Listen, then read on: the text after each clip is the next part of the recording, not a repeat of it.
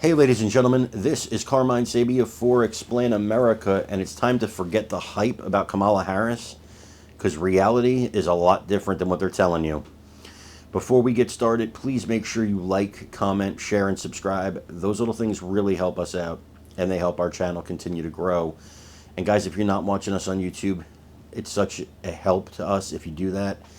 The address is in the lower right-hand corner. It's youtube.com/@ExplainAmerica. And if you just go to that page, hit subscribe absolutely free, it really helps us out. So, guys, Kamala Harris, you've been hearing the hype train, right? She's leading in the polls, momentum, joy. She's going to do it. First woman president, right? You're hearing all that.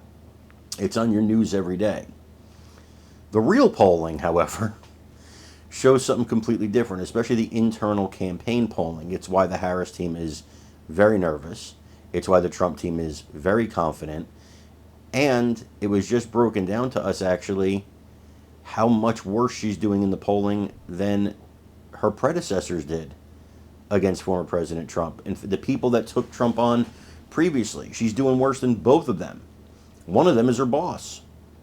So the hype and the momentum, there comes a point where they're trying to build the hype and momentum. And if they keep telling you about the hype and momentum, you'll start buying it. And the independent voters will start buying it. And they want to be part of a winner, so they're going to jump on the train. They want to be part of history. That's the scam. That's the game that's being played here. You want to hear some truth? Watch this video, and then let me know what you think in the comments. All right, Bulldogs, here we go. Let's bring in Fox News contributor Karl Rove. Morning, Karl.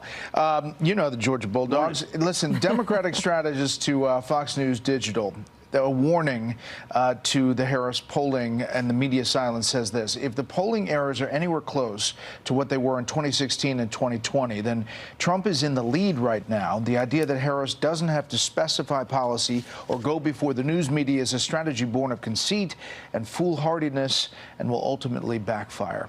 Julian Epstein, what do you make of that? Well, I think they're absolutely right. She needs to be more specific. Let's not be critical of her by saying she has to have a Democrat Congress and a Democrat Senate in order to get these things done, because the same can be said for Donald Trump. He has to have a Republican Senate and a Republican House to get everything done. But people want to know where you're coming from, and they want to know enough about the specifics to get their hands around it. But the other point about polling, if possible, let's talk about that a little bit, because I think let's put this in perspective. On this day in 2020, Joe Biden was up 7.1% above Donald Trump in the Real Clear Politics average. And at this point in 2016, Hillary Clinton was up 6.3. And as you remember, the election came down to a handful of votes in a handful of states. And today, in the Real Clear Politics average, Harris is up over Trump by 1.5 in the RCP average and 3.5 in the 538.com. So this, she's ahead in both averages, but she's nowhere near ahead by the numbers that both Biden and Clinton were. And as we know, Clinton lost and Biden won by 42,000 votes in 3 states. To complicate it further, these are national numbers we're talking about, and we've got a number of polls, 8 to 10 polls that make up these averages.